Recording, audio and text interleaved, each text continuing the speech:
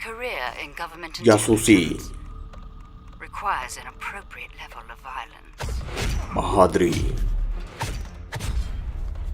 Pakistani commando की एक ऐसी दास्तान जो दुश्मन के घर में घुसकर अपने वतन के खिलाफ होने वाली साजिशों को नाकाम बनाता रहा। गाजी।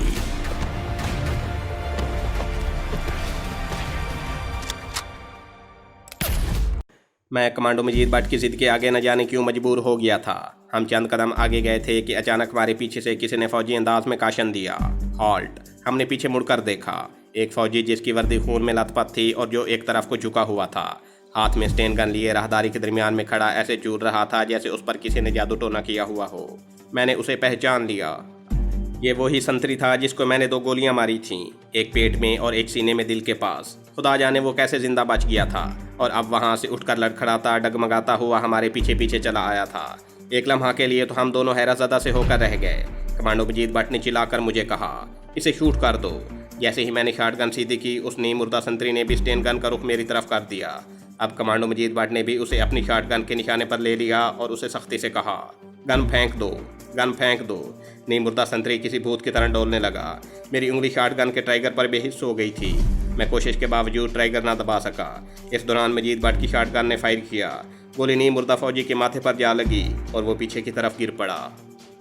अब निकल चलो, ये कहकर कमांडो मजीद भट्ट राहदारी के दहाने की तरफ दौड़ पड़ा। मैं भी उसके पीछे दौड़ा। हम राहदारी के खुफिया दहाने से बहरा गए तो मजीद भट्ट रुक गया। मैंने धीमी आवाज़ में कहा, ऊपर ऊपर टीले की जानिब। वो आहिस्ता से कहने लगा, मैं बाकी का बरूद यहाँ लगाऊंगा। और वो खुफिया दरवाजे के मेहराबी दीवार के पास बैठकर पत्थर के साथ धमाका खेज मवाद की बची हुई स्टिकी चिपकाने लगा। मुझे डर था कि उस खुफिया दरवाजे के आसपास रात की ड्यूटी पर कोई ना कोई फौजी ज़रूर होगा। मैं एक तरफ अंधेरे में पोजीशन लेकर बैठ गया। मैं टीले के सामने वाली ढलान को गौर से देख रहा था। वहाँ झाड़ियाँ भूतों की तरह नज़र आ रही थीं। मैंने मजीद भट्ट से सरगोशी में मगर सख्ती से कहा, देर न लगाओ, जल्दी करो। मुझे अंधेरे में कमांडो मजीद भट्ट खुफिया दहाने की दीवार के पास बैठा नज़र आ रहा था। मैंने शॉट गन नीचे कर ली थी मगर अभी तक अंधेरे में ही एक बड़े पत्थर की ओट में बैठा था। हालांकि वहाँ बज़ाहिर कोई खतरा नज़र नहीं आ रहा था, लेकिन एहतियात हर हालत में ज़रूरी थी। ये हमारी ट्रेनिंग का भी पहला सबक था। अचानक मुझे ज़रा ऊपर एक इंसानी साया दिखाई दिया। इससे पेशतर कि मैं उसको गौर से देखता कि ये कोई हमारा साथी है या दुश्मन का आदमी है। साये ने छलांग लगाई और दूसरे लम्हे वो मजीद भट्ट के सर पर आकर खड़ा हो गया। उसके हाथ में स्टेन गन थी जिसका रुख उसने मजीद भट्ट की तरफ किया और बुलंद आवाज़ से कहा, खबरदार, हाथ ऊपर उठा लो, नहीं तो शूट कर दूंगा। मैं एक लम्हे के लिए तो सकते में आ गया, फिर फ़ौरन शॉट गन का रुख उस आदमी की तरफ कर दिया जो यकीनन इंडियन आर्मी पेट्रोल पार्टी का कोई संतरी था और सुरंग के दहाने पर रात की ड्यूटी पर था। मैंने अंधेरे में देखा कि मजीद भट्ट ने दोनों हाथ ऊपर उठा लिए थे। शायद मजीद भट्ट को इत्मीनान था कि मैं दुश्मन को संभाल लूँगा। एक सेकंड के 1000वें हिस्से में मैंने सोचा कि अगर मैंने फायर कर दिया तो बहुत मुमकिन है कि घबराहट में या गोली लगने के धचके से उस संतरी की उंगली जो ट्राइगर पर है दब जाए। ऐसी सूरत में गोलियों का पूरा बरस्ट कमांडो मजीद भट्ट के जिस्म से पार हो सकता था। अंधेरे में मुझे मजीद भट्ट का साया ज़मीन से उठता हुआ नजर आया। संतरी ने कड़क कर कहा, बैठे रहो, बैठे बैठे 2 कदम पीछे हट जाओ। असल में संतरी ये देखना चाहता था कि ये आदमी यहाँ बैठा क्या कर रहा था। मैंने रात के अंधेरे में मजीद भट्ट को बैठे बैठे पीछे हटते देखा। संतरी की स्टेन गन का रुख मजीद भट्ट की तरफ ही था और वो बिल्कुल फायरिंग पोजीशन में था। इस सूरत हाल में सिर्फ एक ही तरीका हो सकता था। यह भी हमें कमांडो की इब्तदाई ट्रेनिंग में बताया गया था। मैंने ऊंची आवाज़ में कहा, क्या बात है हवालदार, कौन बैठा है यहाँ? संतरी ये समझा कि मैं कोई उसी की यूनिट का फौजी हूँ। उसने मेरी तरफ पलट कर देखा ही था कि मैंने फायर कर दिया। गोली मेरी शॉट गन से निकलकर अंधेरे में खुदा जाने उसकी गर्दन में लगी या खोपड़ी में लगी या रीढ़ की हड्डी पर लगी। वो एकदम धड़ाम से नीचे गिर पड़ा। कमांडो मजीद भट्ट गुस्से में बोला, तुमने इतनी देर क्यों लगा दी थी? अगर वो मुझे शूट कर देता तो? मैंने कहा, खुदा के लिए अब यहाँ से निकल चलो। ये गार्ड संतरी था, यहाँ कोई दूसरा संतरी भी मौजूद हो सकता है। चलो चलो। कमांडो मजीद भट्ट सामने वाली टीले की चढ़ाई चढ़ने लगा। मैं उसके पीछे पीछे था। टीले के ऊपर जाकर हम दूसरी तरफ उतर गए और वहाँ से बाएं तरफ कुछ फासला तय करने के बाद उस टीले के पास आ गए जिधर अंडरग्राउंड प्रोजेक्ट का इमरजेंसी गेट था और जिसकी चोटी पर कमांडो शेरबाज खान हमारा इंतज़ार कर रहा था। प्रोग्राम के मुताबिक कमांडो शेरबाज ने कश्मीरी मुजाहिदों और तीनों खवातीन को समत भट्ट के साथ रात के अंधेरे में खुफिया कमीगाह की तरफ रवाना करके हमारा उसी जगह छुप कर इंतज़ार करना था। हम टीले पर चढ़ने लगे। ये टीला ज़्यादा ऊंचा नहीं था। एक जगह बर्फ़ पर से मेरा पाँव फिसल गया। अगर मेरा हाथ झाड़ियों में न पड़ता तो मैं फिसलता और लड़खड़ाता हुआ काफ़ी नीचे तक जा सकता था। मजीद भट्ट ने मेरी आवाज़ सुनी तो रुक गया। जल्दी से पलट कर मेरे पास आया। मेरा हाथ पकड़कर उसने मुझे ऊपर खींच लिया। अब हम एक दूसरे के साथ साथ चढ़ाई चढ़ने लगे। टीले की चोटी के करीब पहुंचकर मैंने अपने मुंह से बुलबुल की आवाज़ निकाली। 1-2 सेकंड के वक्फे के बाद टीले के ऊपर से भी बुलबुल की आवाज़ आई। ये सिग्नल कमांडो शेरबाज ने दिया था। इसका मतलब था कि सब ठीक है, ऊपर चले आओ। हम टीले की चोटी पर पहुंचकर बैठ गए। यहाँ भी हमें गाफिल नहीं होना था। हर हालत में हमें एहतियात और चौकन्ना रहने की ज़रूरत थी। हम अभी तक दुश्मन के इलाके में ही थे और कुछ भी हो सकता था। एक तरफ से इंसानी साया हमारी तरफ बढ़ता हुआ आया। उसने दूर ही से आहिस्ता से कहा, ओके ओके, और साया हमारे पास ही बैठ गया। ये हमारा उस कमांडो ऑपरेशन का लीडर कमांडो शेरबाज खान था। उसने कमांडो मजीद भट्ट से पूछा, सब काम ठीक तरीके से हो गया है? यस सर, बिल्कुल हो गया है। कोई स्टिक बची तो नहीं? उसने आहिस्ता से कहा, सर 2 स्टिकें बची थी, वो मैंने सुरंग के दरवाजे की दीवार से चिपका दी हैं। कौन सा सुरंग का दरवाज़ा? कमांडो शेरबाज ने किसी कदर हैरानी से पूछा। तब हमने उसे बताया कि हम इमरजेंसी गेट की तरफ से नहीं आए, बल्कि दूसरी सुरंग वाले खुफिया दरवाजे से आए हैं, जहाँ से मुझे मेजर अर्जू सिंह लेकर आया था। उस रास्ते में हमें जिन संतरियों को ठिकाने लगाना पड़ा था, हमने उनके बारे में कोई बात न की। इसकी ज़रूरत नहीं थी। कमांडो शेरबाज ने आहिस्ता से कहा, हम इस सुरंग के दहाने के करीब ही हैं। वैसे भी अब हमें यहाँ से निकलना है। हमारा कमांडो ऑपरेशन अभी तक कामयाब है। आओ चलें। हम टीले की दूसरी जानिब ढलान उतरने लगे। नीचे आकर हम एक गड्ढे के ऊपर टीले की दीवार के साथ बनी हुई छोटी पगडंडी पर से होते हुए एक खुली जगह पर आ गए। उस वक्त रात के 3 बजने वाले थे। हर तरफ गहरा सुकूत था। इर्द गिर्द की छोटी छोटी पहाड़ियाँ और सख्त टीले सर्द रात में धुंध की चादर ओढ़े सो रहे थे। कमांडो शेरबाज ने रुककर अंधेरे में पहाड़ियों का जायजा लिया और एक तरफ इशारा करके बोला, हम उस पहाड़ी पर जाएंगे। ये पहाड़ी वहाँ से ज़्यादा दूर नहीं थी, मगर हम काफ़ी देर तक चलते रहे, तब कहीं जाकर उस पहाड़ी के दामन में पहुँचे। ये पहाड़ी टीले की शक्ल में दूसरी पहाड़ियों से मुंसलिक थी। यहाँ बर्फ़ पिघल चुकी थी। हम पहाड़ी के ऊपर आए तो मैंने देखा कि दूसरी जानिब छोटी सी वादी रात के अंधेरे में स्याह प्याले की तरह नज़र आ रही थी। मैंने उस वादी को अंधेरे में भी पहचान लिया।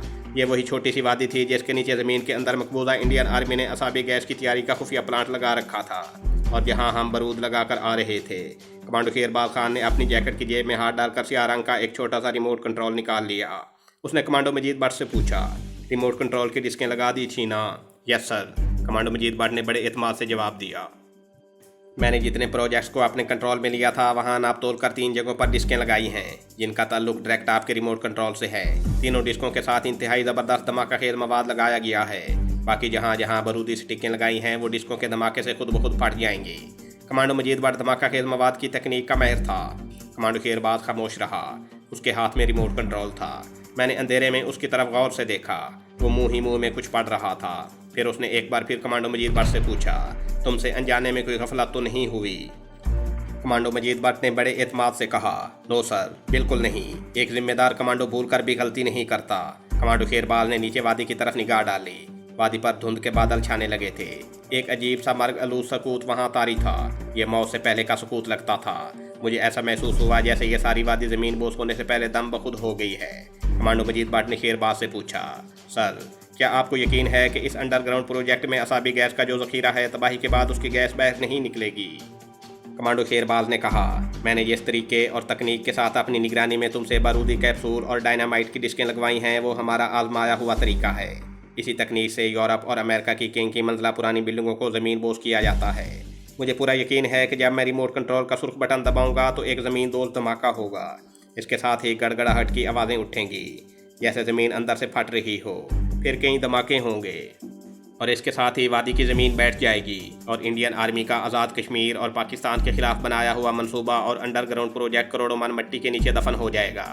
असाबी गैस का सारा ज़ख़ीरा भी उस मिट्टी में दफन हो जाएगा। अगर ज़मीन के फटने से तय खाने की सुरंगों में से किसी सुरंग में से पानी निकल आया तो फिर सारी की सारी गैस का असर ज़ायल हो जाएगा।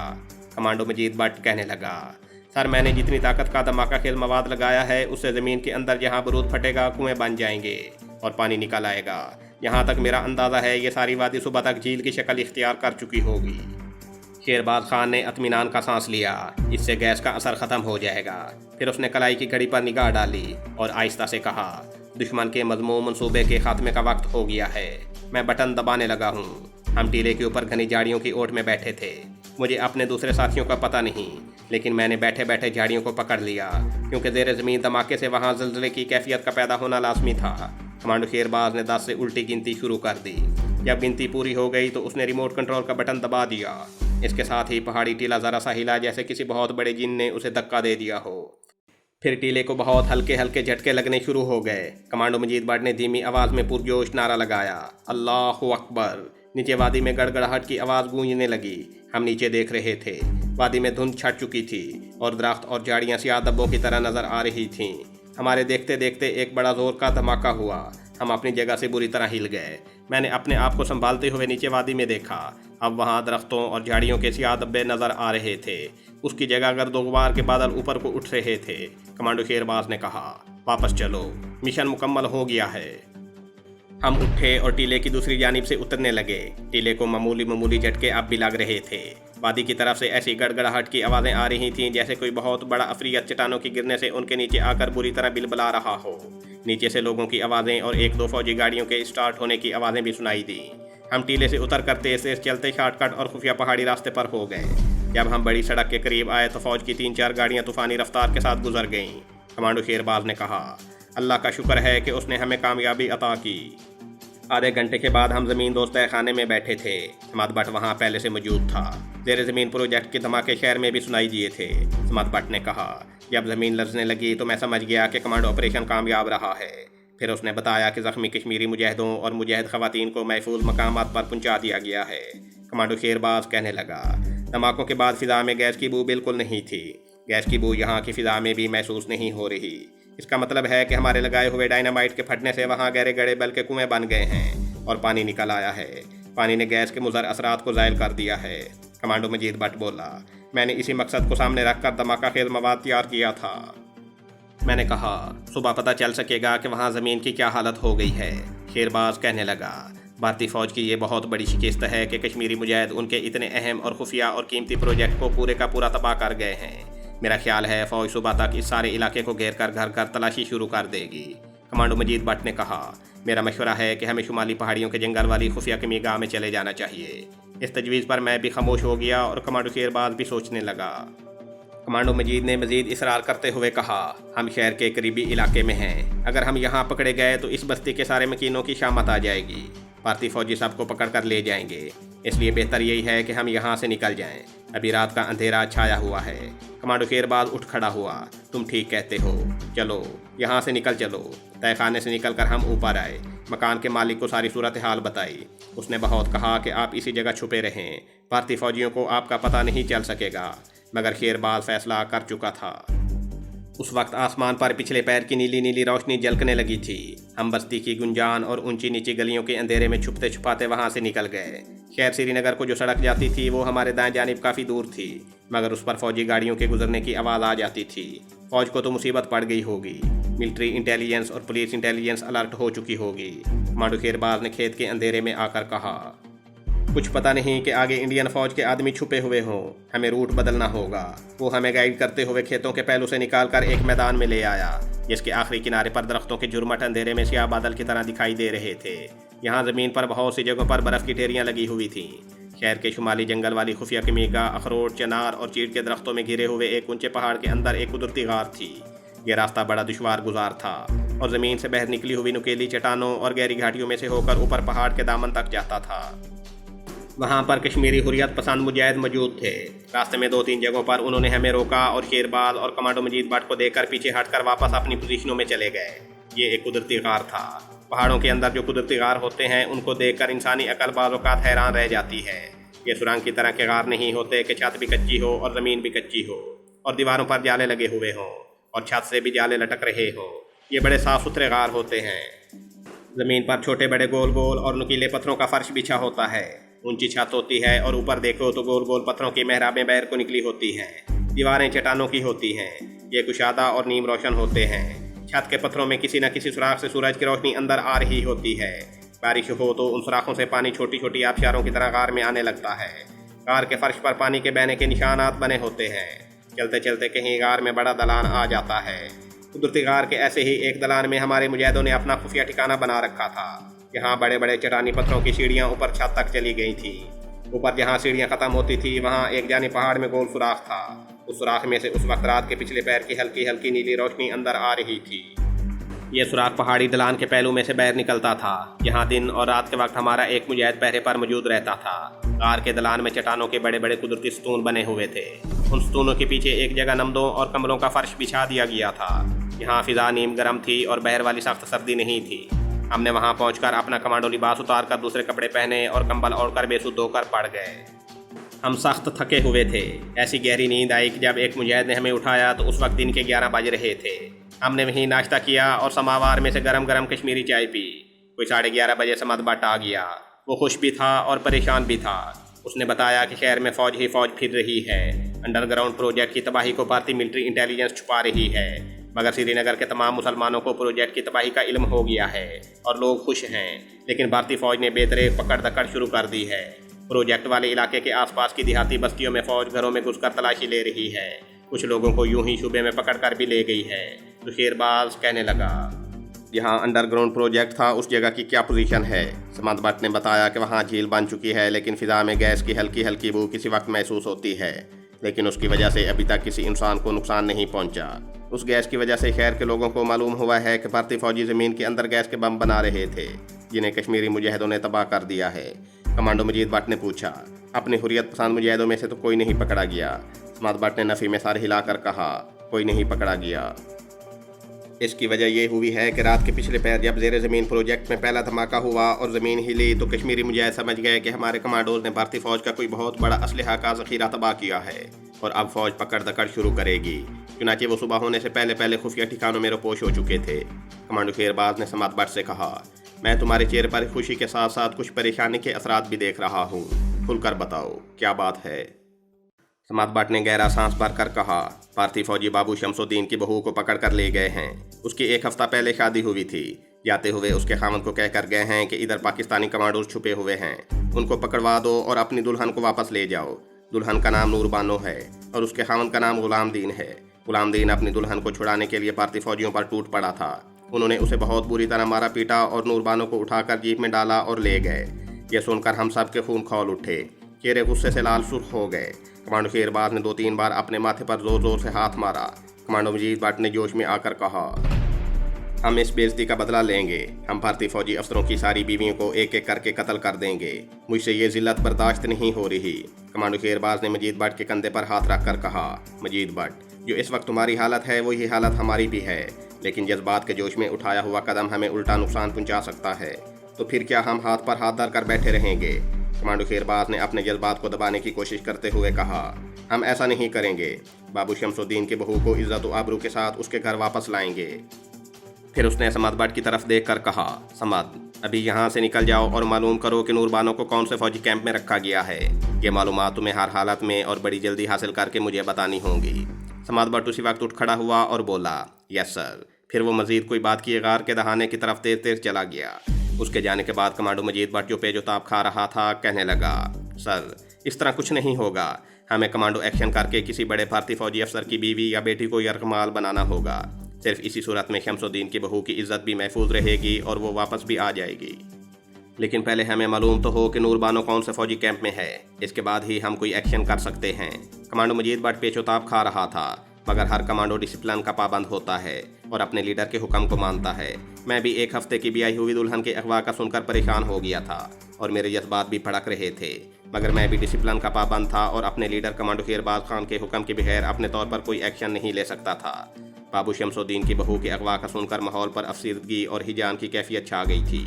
कमीगाह में जो दूसरे मुजाहिद थे वो भी शदीद गुस्से की हालत में थे, मगर सब कमांडो शेरबाज की तरफ देख रहे थे कि ये कोई आर्डर दे तो वो सब उसकी तकमील के लिए अपनी जानों की बाजी लगा दें। हमसे दोपहर का खाना न खाया गया, बस खाली चाय पीकर खामोश बैठे रहे।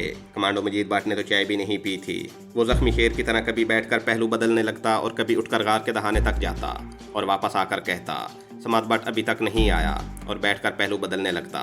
दोपहर के वक्त समद भट्ट वापस आ गया और कहने लगा, बाबू शमसुद्दीन की बहू को भारतीय फौज ने शाही चश्मे वाली पहाड़ी के कैंप में रखा हुआ है। मेरे मुखबिर की इत्तला के मुताबिक नूर बानो कैंप के क्वार्टर गार्ड में बंद है। हो सकता है आज शाम तक उसे किसी दूसरी जगह ले जाएं, लेकिन अभी तक वो शाही चश्मे वाले कैंप के क्वार्टर गार्ड में ही है। हम खामोश बैठे रहे, किसी ने 1-2 लम्हे कोई बात ना की। फिर कमांडो शेरबाज ने समद भट्ट से पूछा, उस कैंप का कमांडिंग ऑफिसर कौन है? समद भट्ट बोला, मैंने उसका भी पता लगा लिया है। ये 16 जाट रेजिमेंट का कैंप है। उस कैंप के कमांडिंग ऑफिसर का नाम कर्नल वाडीकर है। वो मरहटा कर्नल है और बंगलोर का रहने वाला है। शेरबाज के चेहरे पर गहरी संजीदगी छाई हुई थी। उसने दूसरा सवाल किया, क्या कर्नल वाडेकर यहाँ अपनी फैमिली के साथ रह रहा है? समाद भट्ट ने नफ़ी में सर हिलाते हुए कहा, ये मुझे मालूम नहीं है, इसका पता करना पड़ेगा। शेरबाज खान ने फैसला कुन अंदाज में कहा, तो फिर अभी उल्टे कदमों वापस जाओ और ये पता करके आओ कि कर्नल वाडेकर अकेला रह रहा है या उसकी फैमिली भी उसके साथ है। अगर फैमिली उसके साथ है तो फैमिली में कौन कौन है और औरतें कितनी हैं? कमांडो मजीद भट्ट ने बेताबी से कहा, अगर उसकी फैमिली उसके साथ है तो खुदा की कसम मैं उसकी सारी फैमिली को अगवा करके ले आऊँगा। शेरबाज ने दबी आवाज़ में कहा, मजीद भट्ट अपने ऊपर काबू रखो, हम वही कुछ कर रहे हैं जो तुम चाहते हो, लेकिन हम जोश से नहीं होश से काम लेना चाहते हैं। फिर उसने समाद भट्ट से कहा, यह काम आज ही तुम्हें करना होगा। शाम तक मैं चाहता हूं कि तुम कर्नल वाडेकर की फैमिली के बारे में पूरी तफसील मालूम करके मेरे पास आ जाओ। Yes sir. और समाद भट्ट चला गया। शाम तक वक्त गुजारना हमारे लिए मुश्किल हो गया। बाबू शमसुद्दीन की बहू हमारी इज्जत और गैरत थी। हम बड़ी जल्दी उसे भारतीय दरिंदों की कैद से आज़ाद कराना चाहते थे। हम चाहते थे कि एक लम्हा ज़ाया किए बगैर कोई ज़बरदस्त कमांडो ऑपरेशन करके नूरबानो को भारतीय दरिंदों की कैद से निकाल लाएं। शाम तक का वक्त बड़ी बेजारी और बेचैनी की हालत में गुजरा। शाम होते ही समाद भट्ट वापस आ गया और शेरबाज ने उसको देखते ही पूछा, क्या खबर लाए हो? समाद भट्ट ने बताया कि जाट रेजिमेंट के कमांडिंग ऑफिसर कर्नल वाडेकर की उम्र 30-32 साल है। उसकी हाल ही में शादी हुई है और वो कैंप में अपनी नई नवेली दुल्हन के साथ रह रहा है। शेरबाज खान ने अपनी मुट्ठियां जोर से खींच लीं और कहा, खुदा की कसम हम कर्नल की बीवी को उसी तरह उठाकर यहाँ लाएंगे जिस तरह कर्नल वाडेकर के फौजी बाबू शमसुद्दीन की बहू को उठाकर ले गए हैं। हम आज ही रात कमांडो एक्शन करेंगे। हम कैंप के क्वार्टर गार्ड पर कमांडो अटैक करेंगे और अपनी कश्मीरी बहन को निकाल कर ले आएंगे।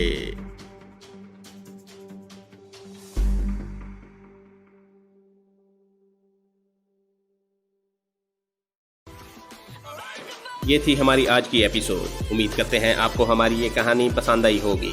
तो जाने से पहले इस वीडियो को लाइक कीजिए और शेयर करना मत भूलिए। कमेंट करके हमें बताइए कि आपको हमारी ये वीडियो कैसी लगी। और अगर अभी तक आपने हमारे इस चैनल को सब्सक्राइब नहीं किया तो इसे सब्सक्राइब कीजिए और बेल आइकन दबाकर ऑल नोटिफिकेशंस ऑन कर लीजिए।